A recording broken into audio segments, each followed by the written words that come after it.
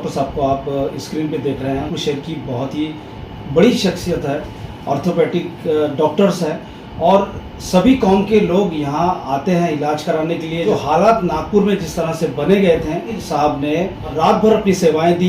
क्या अनुभव रहा वो भी हम जानने की कोशिश करते हैं। डॉक्टर फैजल साहब इस वक्त हमारे साथ स्क्रीन पे है। क्या अनुभव रहा? जैसे कि हमने सुना है कि आप रात भर आप हॉस्पिटल में रहे, लोगों की सेवाएं की और आपका एक नाम है शहर में। क्या पैगाम देना चाहते हैं शहरवासी? देखिए, जहाँ तक हमारा ख्याल है कि नागपुर एक अमन पसंद शहर है। यहाँ की जनता, आप पिछले अगर 60-70 साल का इतिहास लेंगे तो यहाँ पर बड़े बड़े जब देश में और भी कई जगह मसले हो रहे थे तो नागपुर में कभी कोई दंगा या तकलीफ नहीं हुई थी।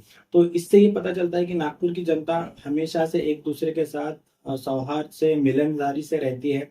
और जहाँ तक कि इस पिछले सोमवार का विषय है, पिछले हफ्ते जो दंगा हुआ है या जो कुछ इंसिडेंट हुआ है उसके मुतालिक जो है, तो मैं बताना चाहूँगा कि ये सब कुछ सोशल मीडिया की अफवाहों से फैलाया गया था। और जहाँ तक कि उस एरिया में, महल जैसे एरिया में जो दंगा हुआ है, उस एरिया में हिंदू मुस्लिम एक साथ भाईचारे से कई सालों से और सदियों से रह रहे हैं। वो नागपुर का शहर जो हजरत बाबा ताजुद्दीन औलिया रहमतुल्लाह अलैह का शहर है। नागपुर का शहर जो है वो महल जैसे एरिया का शहर है, बख्त बुलंदशाह राजा का शहर है।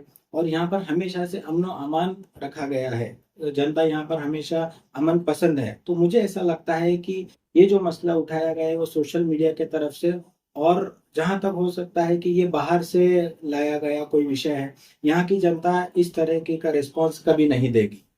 मुझे ऐसा लगता है कि मेरा पर्सनल ये अनुभव है कि कई सालों से, जब से हम यहाँ आए हैं, कई सालों से हमारे हिंदू मुस्लिम भाई, हमने होली खेली है उनके घर पर जाकर, दिवाली मनाई है। और उसी तरीके से उनके हमारे कई मित्र जो है हिंदू मुस्लिम दोस्त हमारे यहाँ ईद के दिन शीरखुरमा पीने आते हैं। उसी तरीके से हमको पूरा यकीन है कि इस साल भी वो शीरखुरमा पीने आएंगे और हम उनका स्वागत करेंगे। जनता से अब मैं यही अमन की गुजारिश करूंगा कि देखिए, सारे त्योहार हमारे अपने हैं, हमारे देश के त्योहार है, ना ये हिंदू मुस्लिम के त्योहार है।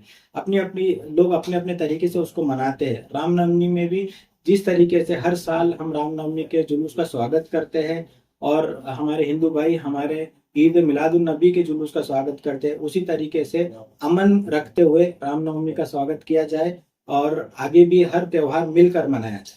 कल ही पत्रकार परिषद हुई, अल्पसंख्यक आयोग के अध्यक्ष माननीय श्री प्यारे खान साहब ने जिस तरह से एक पत्रकार परिषद में कहा कि जो बेकसूर बच्चे हैं, पकड़ में आए, उन्हें छोड़ दिया जाएगा। आप क्या कहना चाहते हैं?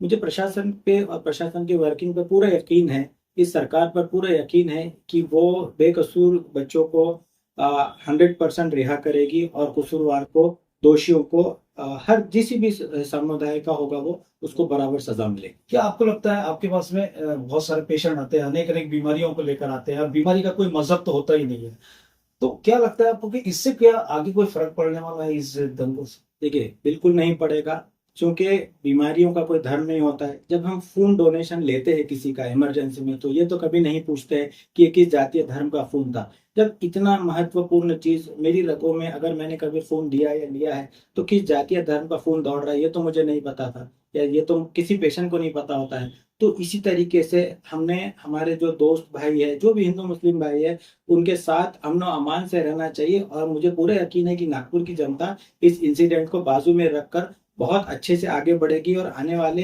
ईद को, रामनवमी को बहुत अच्छे से मनाएगी और उसी तरीके से मनाएगी जिस तरीके से हर साल मनाया जाता है। और इस दंगे का उस त्योहारों पर बिल्कुल भी असर नहीं दिखेगा, ऐसा मुझे पूरा यकीन है और नागपुर की जनता पर भरोसा है।